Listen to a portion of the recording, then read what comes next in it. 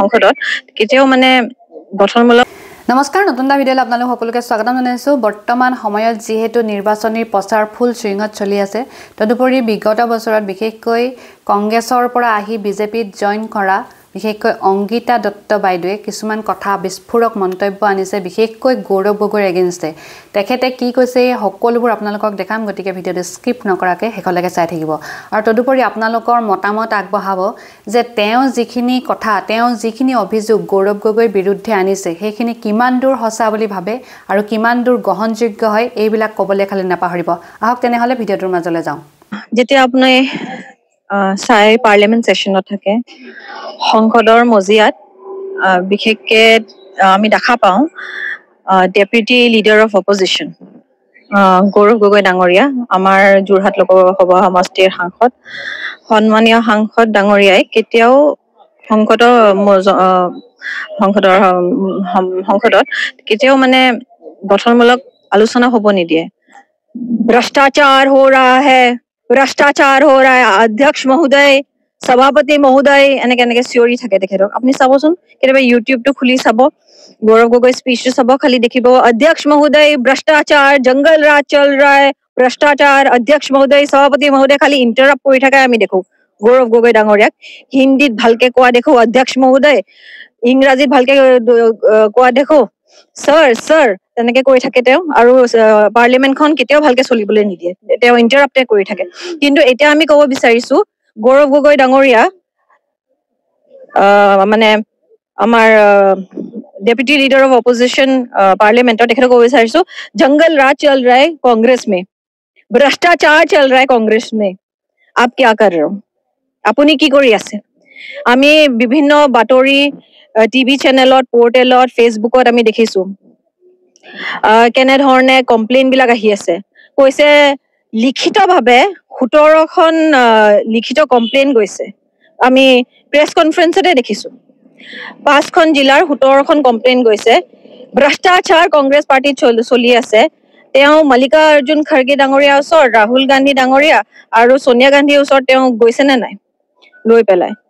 তেওঁ যে ইমান নিজকে ধোৱা তুলসী পাত দেখায়, তেওঁ এতিয়া কি কৰি আছে?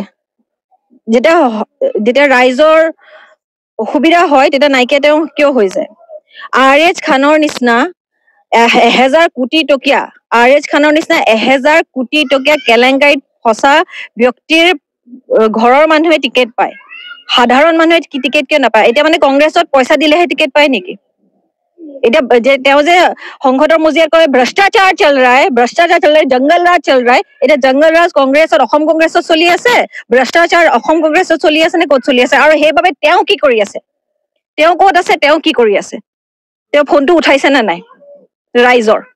যদি জিলা পৰিষদৰ সদস্য পদৰ প্ৰাৰ্থীৰ টিকট লাভ কৰিবলৈ টকা দিয়া হয়, তেনে প্ৰাৰ্থীয়ে যদি জয়ীও হৈ যায় তেনেহ'লে কিমান আশা কৰিব? চক, প্ৰথম কথা, টিকেট 100 কোটি টকা কেলেংকাৰ, 1000 কোটি টকা কেলেংকাৰীত ফচি থকা আৰএছ খানৰ পৰিয়ালৰ মানুহে টিকেট পাইছে, সাধাৰণ ৰাইজে টিকেট পোৱা নাই। যিসকলে, আমি কোৱা অভিযোগ নহয়, নিউজত বাজি আছে, তেওঁলোকৰ মুখৰ পৰা অভিযোগ, লিখিত অভিযোগ দিছে, বিভিন্ন চেনেলত আহিছে। তেনেকুৱা মানুহে 1000 কোটি টকা কেলেংকাৰী কৰা মানুহ, ঘৰৰ মানুহে টিকেট পাইছে, মানে টকা দিবই লাগিবই, নহলে কেনেকে টিকেট পাব? যিখিনি কংগ্ৰেছ কৰি আছে বা দল কৰি আছে, সাধাৰণ ৰাইজেতো টিকেট পোৱাই নাই। তেতিয়া সেইখিনি মানুহে যদি পইচা দি টিকেট কিনিছে, তেওঁলোকৰ পৰা আমি মানে কৰাপশ্যন ফ্ৰী পঞ্চায়ত চিষ্টেমটো ব্যৱস্থা আমি কেনেকে এক্সপেক্ট কৰিব পাৰিম? শেহতীয়াকে দেখা গৈছে আন এক বিতৰ্কও হৈছে যে গৌৰৱ গগৈ অসম প্ৰদেশ কংগ্ৰেছৰ সভাপতি হোৱাৰ মন মেলিছে।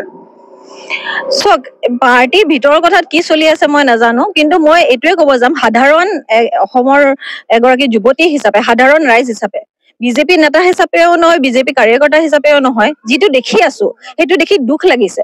কি এখন গণতান্ত্ৰিক দেশত আমিও বিচাৰো ভাল অপজিশ্যন এটা থাকক, কিন্তু আমিও বিচাৰো ভাল অপজিশ্যন থাকক, কিন্তু ভাল অপজিশ্যনৰ দায়িত্ব তেওঁ পালন কৰিছে নেকি? সদনত এখন ভাল ডিবেট হবলৈ নিদিয়ে, সভাপতি মহোদয়, অধ্যক্ষ মহোদয় বুলি ইণ্টাৰাপ্ট কৰি থাকে, ভ্ৰষ্টাচাৰ हो रहा है এই বুলি তেওঁ কৈ থাকে, জংগল राज चल रहा है বুলি তেওঁ কৈ থাকে। কিন্তু এতিয়া জংগল राज और भ्रष्टाचार कांग्रेस पार्टी में चल रहा है। हम जानना चाहते हैं हम गौरव गोगोई क्या कर रहे हैं। আপুনি যে আমগুৰি সমষ্টিত যিটো বৰ্তমান নোহোৱা হৈছে, সেই আমগুৰি সমষ্টিত যথেষ্ট আপোনাৰো প্ৰচাৰ পূৰ্বতেও আপুনি চলাইছে, বহু যুৱকংগী আছিলে, বৰ্তমানেও একাংশ আছে, সেইসকল পুনৰ আপোনাৰ লগত কিবা আহিবলৈ বা যোগাযোগ কৰিছে নেকি? চাওক, এতিয়া যে এই কথাখিনি কৈছো তাৰ মূলতো মই আপোনাক হোৱাটছএপত দিম। এতিয়া বহুত যুৱ সতীৰ্থসকলে মোক মেছেজ পঠাইছে, কিবা আপুনিয়ে কওক, তেওঁলোকো অতিষ্ঠ হৈছে। বহুত যুৱ সতীৰ্থই টিকেট বিচাৰিছিলে, দলৰ কাৰণে কাম কৰিছিলে, তেওঁলোকে সেই যুৱকসকলে টিকেট নাপালে। কোনে কোনে কিমান পইচা লৈছে, কোন কাৰ লগত ঘূৰি আছে, সেই গোটেইবোৰ তথ্য আমাকো দিছে।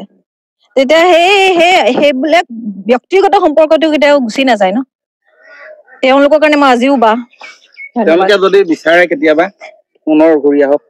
নহয়, তেওঁলোক এতিয়া মই সেই ভ্ৰষ্টাচাৰ আৰু জংগল ৰাজতো কেতিয়াও যাবলৈ নাই। এতিয়া মানসিক শান্তিত বহুত ভালে আছো মই। এতিয়া কিমান কি আশা কৰিছে?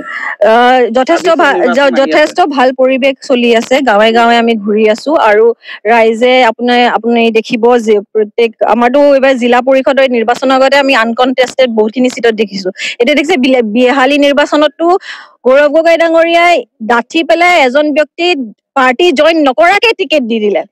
এতিয়া পঞ্চায়তৰ নিৰ্বাচনত তেওঁ গৈ পেলাই খবৰ লৈছিলে জানো? নদুৱাৰ সমষ্টিত কি হল?